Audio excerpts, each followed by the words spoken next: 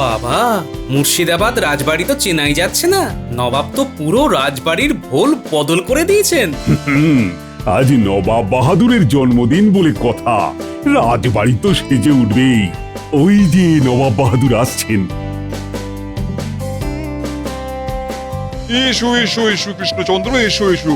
জন্মদিনের শুভেচ্ছা আর মন ভরা ভালোবাসা। ধন্যবাদ গোপাল। যাক, কেউ তো একজন আমাকে জন্মদিনের শুভেচ্ছাটা জানালো। আমি তো ভাবলাম তোমরা হয়তো ভুলেই গেছো। বেশ বেশ বেশ, এবারে এসো দেখি আমার সাথে।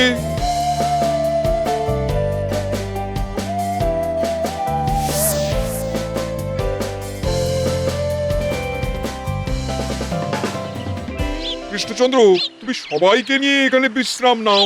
আমি একটু ভোজনশালায় যাচ্ছি, আর তোমাদের জল খাবারটা আমি এখানেই পাঠিয়ে দিচ্ছি। আগে নবাব বাহাদুর, আপনি এত ব্যস্ত হবেন না। নবাব বাহাদুর, গোটা রাজ্যের প্রজারা ভোজ খাবার জন্য চলে এসেছে। কাউকে আর আটকানো যাচ্ছে না। খাবার না পেয়ে সবাই হাঁড়ি পাতিল যা পারছে সবকিছু থেকে খাবার নিয়ে চলে যাচ্ছে। আরে আটকাও ওদের, এইভাবে কি সমাধান হবে? নবাব বাহাদুর, এ কি ভয়ঙ্কর অবস্থা! আর বলো না গোপাল, আমার সব কিছু গুলিয়ে যাচ্ছে। এত প্রজার মুখে আমি কিভাবে খাবার তুলে দেবো? সমস্যাটা কি আমাকে একটু খোলসা করে বলুন না। রাজ্যের প্রজার সংখ্যা অনুযায়ী খাবারের সুবন্দোবস্ত করেছিলাম, কিন্তু এত খাবার রান্না করার জন্য তো আমার কাছে তেমন বাসনপত্র নেই। এতটা বেলা হয়ে গেছে, সবাই অভুক্ত, তাই একটা পদ তৈরি হতে না হতে যে যার মতন খাবার তুলে নিয়ে খেয়ে নিচ্ছে। এই সমস্যা তো আমি এক্ষুনি তুড়ি মেরে সমাধান করে দেব। হ্যাঁ আচ্ছা নবাব বাহাদুর, আপনাদের আশেপাশে কোনো কামারশালা আছে? আছে তো, কিন্তু কামারশালা দিয়ে কি হবে? আপনার যত কাঁসার বাসন আছে সবকটা আমাকে দিন তো। কেন? আপনার কাছে যত কাঁসার বাসন আছে সবগুলো গলিয়ে দুটো বড় বড় পাত্র বানিয়ে আনবো। সেই বড় পাত্রে একবারে সারা রাজ্যের প্রজাদের জন্য রান্না হবে। তাহলেই তো সব ঝামেলা মিটে গেল। আরে এটা তো আমি সত্যি ভেবে দেখিনি। তাহলে আর দেরি করবেন না, দুটো দাস দিয়ে সব বাসন আমাকে বোঝাই করে দিন, আর প্রজাদের কাছ থেকে 2 ঘটিকা সময় চেয়ে নিন। আমি এক্ষুনি দিচ্ছি সব।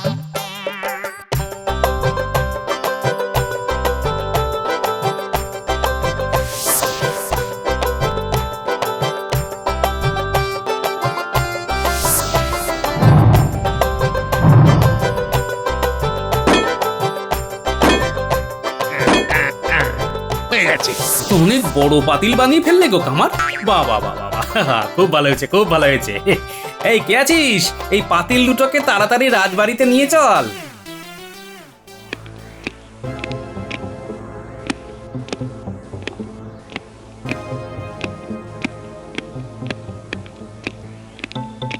গোপালের এত দেরি হচ্ছে কেন? কিছুই তো বুঝতে পারছি না। নবাব বাহাদুর, আপনি গোপালের কথা মতো সমস্ত বাসন বাতিল না করলেই ভালো করতেন। এতক্ষণে অন্তত আরো 100 লোকের জন্য তো রান্না হয়েই যেত। এবার একসাথে 1000 লোকের রান্না হবে। কি কাণ্ড, এত বড় পাতিল! নবাব বাহাদুর, রাজবাড়িতে এমন পাতিল থাকা খুবই দরকার। নিন নিন, এবার আর সময় নষ্ট না করে রান্না শুরু করুন। হ্যাঁ বাবুর্চি, তুমি রান্না শুরু করো।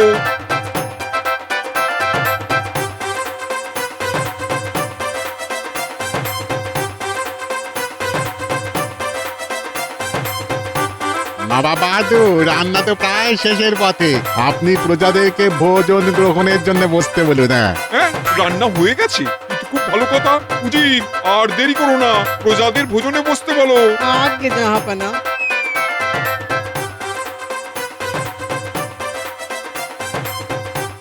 হ্যাঁ হ্যাঁ হ্যাঁ, খাও খাও খাও, সবাই মন ভরে আত্মা ভরে খাও। উফ, এতক্ষণ মনে হয় বুক থেকে পাথরটা নামলো।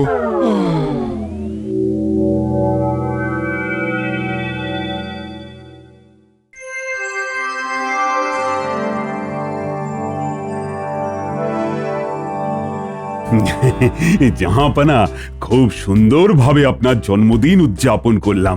এইবার তাহলে আমাদের বিদায় দিন। এই সব কিছুই হয়েছে তোমাদের গোপালের জন্যে।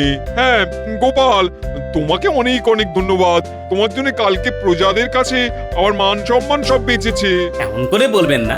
মহারাজ কৃষ্ণচন্দ্রের প্রতি আমার যেমন একটা কর্তব্য আছে, তেমনি মুর্শিদাবাদের নবাবের জন্য তো আমার একটি কর্তব্য রয়েছে। সত্যি গোপাল, তুমি শ্রেষ্ঠ। শ্রেষ্ঠ না ছাই? তবে হ্যাঁ, আমি কিন্তু খালি হাতে তোমাকে ফেরাবো না। আমার তরফ থেকে একটি বিশাল কলসি তোমার জন্য উপহারে থাকলো। এই কে আছিস, কলসিটা নিয়ে আয়। আরে এটা কি হলো? গোপাল বুদ্ধি করে নবাবের থেকে একটা উপহার পেয়ে গেল। না না না না না না, এটা তো হতে দেওয়া যাবে না। মহারাজের কান ভাঙাতে হবে, মহারাজের কান ভাঙাতে হবে।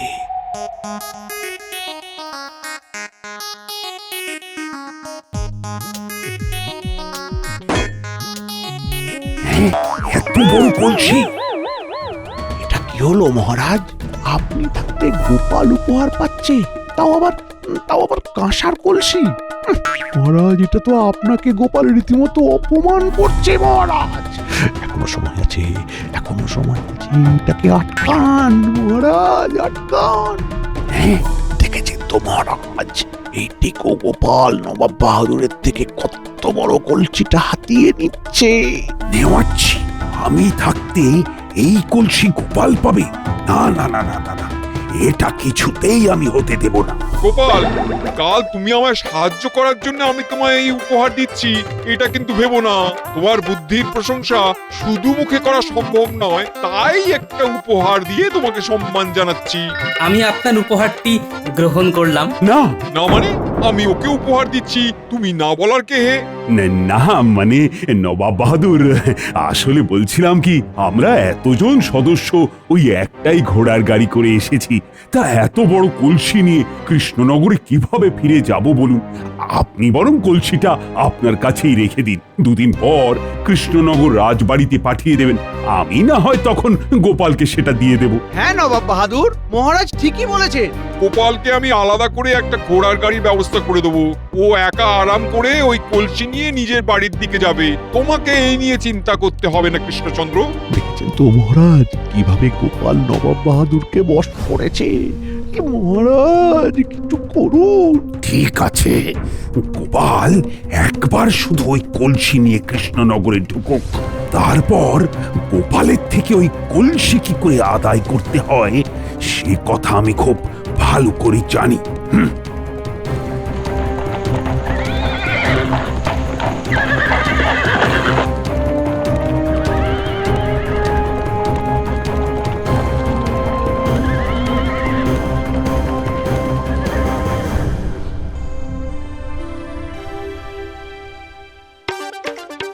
বাপ রে বাপ, এত বড় কলসি তো আমি জন্মেও দেখিনি গো। এটা হলো গোপালের বুদ্ধির পুরস্কার, বুঝলে? বলছিলাম, এই এত বড় কলসি তো আনলে, এই কলসি ভর্তি করে চাল রাখলে কেমন হয়? শখখানা তো মন্দ নয়, এমনি কলসিটা এত বড় যে এটাকে সদর দরজা দিয়ে বাড়ির ভেতরে নিতে পারছি না, এদিকে সেটাই কিনা উনি চাল রাখবেন। আর এত বড় কলসিতে চাল রাখতে গেলে কম চাল লাগবে বলে তোমার মনে হয়? আমি সারা বছর যা মাইনে পাই তা দিয়েও আমি এই ঘরা পূর্ণ করতে পারবো না গিন্নি। ও, তাহলে কলসিটা কি এভাবেই পড়ে থাকবে? চোর এসে যদি চুরি করে নিয়ে যায়? এতই সহজ? যতদিন না দরজা কাটিয়ে কলসিটা বাড়ির ভেতরে নিতে পারছি, ততদিন কলসিটা এখানে শিকল আর তালা দিয়ে বেঁধে রাখবো। হাতে টাকা কড়ি এলে দরজাটার ব্যবস্থা করতে হবে। এবার যাও দেখিনি, ঘর থেকে একটা তালা আর শিকল নিয়ে এসো।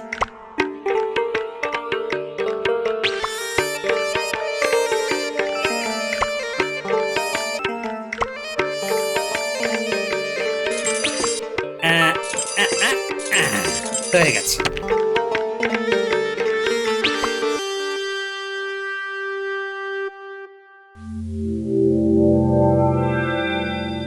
গোপাল, নবাবের থেকে কলসি পেয়ে কেমন লাগছে? খুব খুশি হয়েছি, আপনার বৌমাও খুব খুশি হয়েছে। তবে ঘোড়াটা এতই বড় যে সদর দরজা দিয়ে বাড়ির ভেতরে নিতে পারছি না। হ্যাঁ, তাহলে ঘোড়াটা কি করলি? ওই বাড়ির সামনে একটা গাছের সাথে শিকল দিয়ে বেঁধে রেখেছি। আসলে আমার বাড়ির দরজাটা খুব ছোট তো, তাই আর কি। নবাব বাহাদুর যে কেমন উপহার দেন আমার তো মাথাতেই আসে না। কাউকে উপহার দেওয়ার আগে তার সামর্থ্যটা বিচার করে তারপর তাকে উপহার দেওয়া উচিত, নইলে বেকার বেকার উপহারটা নষ্ট হয়। আসলে যার ঘরে যেমন জিনিস শোভা পায় তাকে তেমন জিনিস উপহার দেওয়াটাই উচিত। কি বলেন মহারাজ?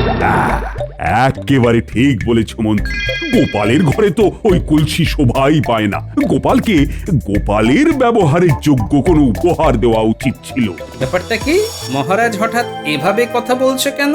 তাহলে মহারাজ আমি আপনাকে একটা উপায় দিতে পারি। কি উপায়? আপনি গোপালের থেকে ওই বড় কলসিখানা নিয়ে নিন, আর তার বদলে গোপালকে একটা ছোটখাটো কলসি দিয়ে দিন, যেটা আসলে গোপাল ব্যবহার করতে পারবে।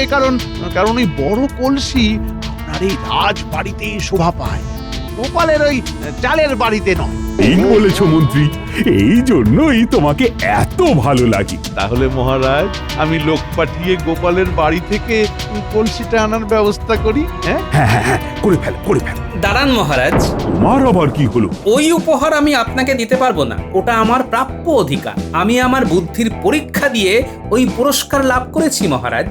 বুদ্ধি না ছাই, ছোট ছোট কতগুলো পাতিলকে গলিয়ে বড় পাতিল তৈরি করে এনেছো। এতে আবার কোন বুদ্ধির পরিচয় মিলেছে তোমার? মহারাজ, কোনোভাবে কি আপনার আমার প্রতি হিংসা হচ্ছে? আমি তোমাকে দেখে হিংসা করবো কেন? না, আসলে আমার মাথায় এত বুদ্ধির ভান্ডারের জন্য আমি নবাবের থেকে উপহার পাচ্ছি, তাই ভাবলাম আর কি। তাই শোনো গোপাল, তোমার থেকে 10 গুণ বেশি বুদ্ধি আমার মাথায় আছে। তাই? হ্যাঁ তাই। ঠিক আছে মহারাজ, চলুন তাহলে একটা খেলা খেলি। কি খেলা? বুদ্ধির খেলা মহারাজ। বুদ্ধির খেলা? সেটা আবার কি? দেখুন মহারাজ, আমার কাছে কলসিটা আছে। এটা আমি নবাব বাহাদুরের থেকে বুদ্ধি করে অর্জন করেছি। এবার আপনি একদিনের মধ্যে বুদ্ধি করে আমার থেকে কলসিটা অর্জন করে দেখান তো দেখি। আপনি যদি একটা রাত বুদ্ধি করে কলসিটা থেকে আমাকে আলাদা করতে পারেন, তাহলে আমি বুঝবো আপনার মাথায় বুদ্ধি আছে, আর আমি খুশি মনে আপনাকে ওই কলসিটা উপহার হিসেবে দিয়ে দেব। এটা আবার কোনো ব্যাপার? বেশ, তবে একটা কথা মনে রাখবেন মহারাজ, আপনি যদি হেরে যান তাহলে ওই ঘড়া ভর্তি চাল আর ঘড়াটা আমার বাড়ির সদর দরজা দিয়ে বাড়ির ভেতরে ঢোকানোর ব্যবস্থা আপনাকে করে দিতে হবে। মনে থাকবে তো মহারাজ? আরে হ্যাঁ হ্যাঁ, মনে থাকবে, মনে থাকবে। মহারাজ চিন্তা করবেন না, আমাদের কাছে অনেক যন্ত্র আছে। ওর ওই জং ধরা শিকল কাটতে আমার এক মুহূর্ত সময় লাগবে না। কিন্তু মন্ত্রী, একটা সমস্যা আছে। কি মহারাজ? দেখো, গোপাল তো সারাদিন ধরেই ঘোড়াটা পাহারা দেবে। ও যা চালাক, ওই ঘোড়াটা এক মুহূর্ত কাজ ছাড়া করবে না মন্ত্রী। দিক না কেন, এটা তো আমাদের পক্ষেই ভালো হবে। মানে? গোপাল সারাদিন ধরে কলসিটা পাহারা দেবে আর ক্লান্ত হয়ে গভীর রাতে ঘুমিয়ে পড়বে, আর সেই সুযোগে ঘোড়াটা আমরা সরিয়ে আনবো। হ্যাঁ, এটা ঠিক, কিন্তু রাতেও যদি না ঘুমোই? তাহলে তো ঘুমের পুড়িয়া আছেই মহারাজ, সেটা আমি ঠিক কায়দা করে ওদের খাওয়ারের সাথে মিশিয়ে দেব, তাতেই দুজনেই ঘুমিয়ে উপকার। বাহ বাহ বাহ মন্ত্রী, তোমার মাথায় বুদ্ধি আছে। তুমি তাহলে সেপাইদের বলে দাও, আজ রাতের মধ্যেই ওই ঘোড়াটা কিন্তু আমার চাই চাই। আপনি কিচ্ছু চিন্তা করবেন না মহারাজ, আজ রাতেই কলসিটা আপনার হাতে তুলে দেব। মহারাজ, যতই আপনি ঘুষুর ঘুষুর ফুসুর ফুসুর করুন না কেন, ওই খড়াখানা আপনি আর পাচ্ছেন না।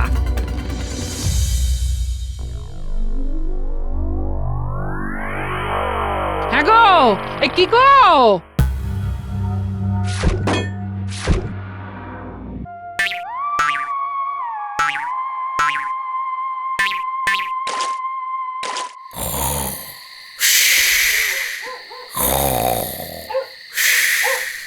এই মানুষটার কাণ্ড দেখো, কেমন নাক ডেকে ঘুমোচ্ছে। ওইদিকে মহারাজ কলসি নিয়ে চলে গেলে বুঝবে ঠেলা। এই কি গো, উঠবে নাকি? আরে আরে আরে আরে, হলোটা কি? তোমার কি কোনো কাণ্ড জ্ঞান নেই গো? বলি বাইরে কলসিটা এভাবে বাঁধা আছে, আর তুমি এদিকে সারাদিন ধরে নাক ডেকে ডেকে ঘুমোচ্ছ। মহারাজ যদি কলসিখানা তুলে নিয়ে যায় তখন কি হবে? যা কাজ হবে এখন হবে। তুমি যে কি বলো না, আমি কিছুই বুঝি না। তোমার অত বুঝে কাজ নেই। না নাও, চলো খেতে দেবে, চলো। এসো। এ কি, খাবারগুলো এভাবে আলগা করে কে রাখলো? কি বলছো? খাবারগুলো তুমি ঢেকে রেখেছিলে? আরে আমি তো এক্ষুনি রান্না করে খাবার দাবার সব ঢেকে ঢুকে তারপর তোমাকে ডাকতে গেলাম। কি ভুতুরে কাণ্ড দেখো তো। হ্যাঁ, আচ্ছা, এই ব্যাপার। গিন্নি, এগুলো ভূত নয়, এগুলো হলো কিম্ভূত। যা খাবার বানিয়েছো সব ফেলে দাও। এই খাবার খাওয়ার কোনো দরকার নেই। ঘরে মুড়ি বাতাসা আছে, ওই নিয়ে ঘরে চলে এসো। কি যে হচ্ছে, দূর চাই।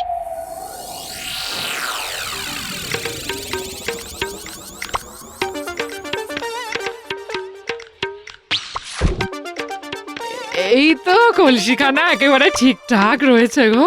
এই চলো চলো চলো ঘুমিয়ে পড়ি, কি ঘুম পেয়েছে। বেকার বেকার এই ঘর আনটিটা নিয়ে আসলে। গিন্নি, এত হালকা ভাবে নিলে চলবে না। শত্রুপক্ষ একেবারে বুনো ওল। তাহলে কি করবে? সারা রাত জেগে এখানে বসে পাহারা দেবে? খেয়ে দে তো আর আমার কাজ নেই। সারা রাত না ঘুমিয়ে কলসি পাহারা দেব। তাহলে কি করবে? এই ঘরাঞ্চিটা দিয়ে আমি এই কলসির ভিতরে ঢুকে যাব, আর তুমি এই ঘরাঞ্চিটা আমার আগের জায়গায় রেখে সদর দরজা লাগিয়ে ঘুমিয়ে পড়বে, ব্যাস। সে কিনা তুমি এই কলসির ভেতরে ঘুমাবে? কলসি কাজ ছাড়া করা যাবে না। নাও নাও নাও, আর কথা বাড়িয়ে লাভ নেই। এসো তাড়াতাড়ি কাজটা সেরে ফেলি, অনেক রাত হয়েছে, ঘুম পাচ্ছে। তুমি ভালো করে ঘরাঞ্চিটা ধরো তো, আমি কলসির ওপরে উঠছি। আচ্ছা আচ্ছা। বা ভালো করে ধরো গিন্নি, একবার এদিক ওদিক হলে কিন্তু কেল্লা ফতে। এই আমি ধরে আছি, এই ধরে আছি ধরে আছি। হ্যাঁ হ্যাঁ, ওহ, আমি শক্ত করে ধরে আছি, তুমি ওঠো ওঠো। উহ বাবা, হয়ে গেছে। আমি এবার কলসির ভিতরে নামছি, তুমি এই ঘরাঞ্চিটা নিয়ে বাড়ির ভেতরে চলে যাও। আচ্ছা, এই সাবধানে সাবধানে নামো। ওরে বাবা রে, কি হলো? এই ঠিক আছে তো? যাও যাও, তুমি তাড়াতাড়ি বাড়ির ভেতরে চলে যাও।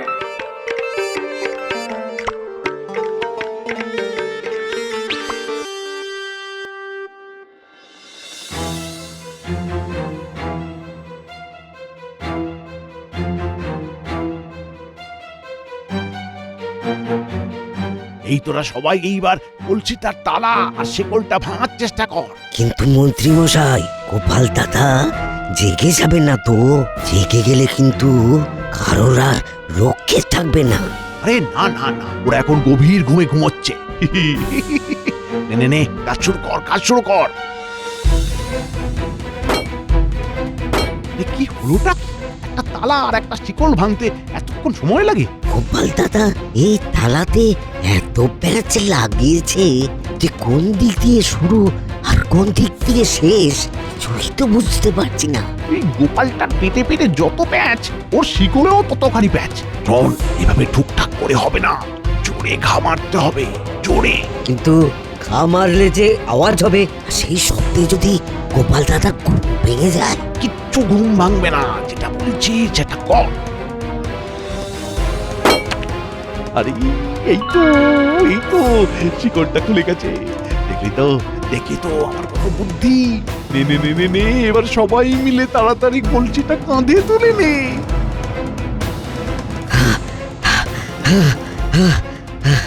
কি রে, এই কি হলো? দাঁড়িয়ে আছিস কেন? কাঁধে তোল। মন্ত্রী মশাই, কলসিটা খুব ভারী, কোনোভাবেই তোলা সম্ভব হচ্ছে না। বললেই হবে? হ্যাঁ, আমিও হাত লাগাচ্ছি।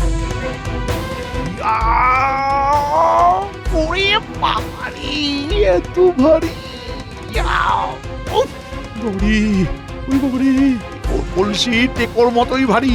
শোন শোন শোন, সবাই মিলে জোর লাগাতে হবে, সবাই মিলে। নে নে নে, এবার পা চালিয়ে চল, এবার পা চালিয়ে চল চল।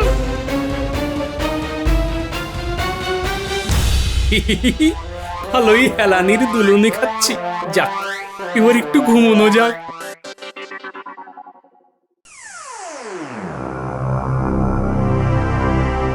কি সকাল হয়ে গেল, ওরা এখনো কলসিটা নিয়ে আসছে না কেন? মহারাজ, আপনি খামোখা ওই গোপালের বুদ্ধির সাথে লড়তে গেলেন। ওর যা বুদ্ধি, ওর সাথে পেরে উঠবেন না মহারাজ। চুপ করো তো, এমনিতে আমি আমার জ্বালায় পাচ্ছি না, তার মধ্যেও কাটা খায় নুনের ছিটে দিচ্ছে। তাহলে কি মন্ত্রীরা সত্যি সত্যি কলসিটা গোপালের থেকে আনতে পারলো না?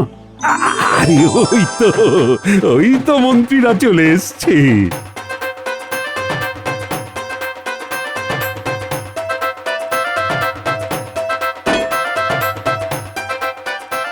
মহারাজ মহারাজ উফ, কলসিটা যা ভারী, এটা আনতে আমাদের অবস্থা শেষ। ঠিক আছে ঠিক আছে, আয় কে আছিস, ওদের একটু জল দে। নাও নাও নাও, জল পান করো।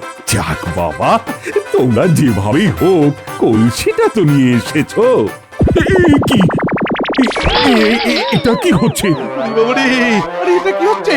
এটা তো মনে হচ্ছে ভুতুরে কলসি। বাবা, এসে কিনা এটা একটা ভুতুড়ে কলসি। ওরে বাবারে, ভূত ভূত ভূত ভূত, ভূত।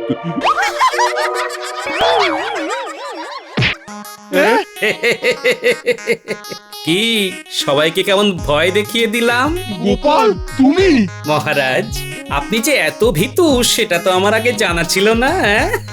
এই গোপাল, আমার সাথে তুমি মস্করা করছো? না তো, আমি তো বুদ্ধির খেলা খেলছি, যেই খেলায় আপনি হেরে গেছেন আর আমি জিতে গেছি। কলসিটা যাতে কাজ ছাড়া না হয় সেই কারণে তুমি কলসির ভেতরে সারা রাত ঢুকেছিলে। মন্ত্রী মশাই, ওজনটা একটু বেড়েছে না? তার মানে আমরা এতক্ষণ তোমাকে টেনে টেনে নিয়ে আসলাম গোপাল। আমার মাথাটা কেমন বনবন করে ঘুরছে, বনবন করে ঘুরছে গোপাল। একটু সামলে মন্ত্রী মশাই। বাবা গোপাল, সত্যি তোমার এলেম আছে। তোমার বুদ্ধির কাছে আমার শত শত কোটি প্রণাম। তাহলে মহারাজ, মনে আছে তো? মনে আছে মনে আছে, আমি কথা দিচ্ছি আমি নিজে দাঁড়িয়ে থেকে ওই কলসি তোমার বাড়ির সদর দরজা দিয়ে প্রবেশ করিয়ে কলসিটি চালে পূর্ণ করার ব্যবস্থা করে দেব। আর এটা তো তোমার প্রাপ্য গোপাল। ধন্যবাদ মহারাজ। ধন্যবাদ তোমাকে আমাদের এই রকম উচিত শিক্ষা দেবার জন্য। সত্যি গোপাল, বুদ্ধির দিক থেকে তোমাকে কেউ হারাতে পারবে না।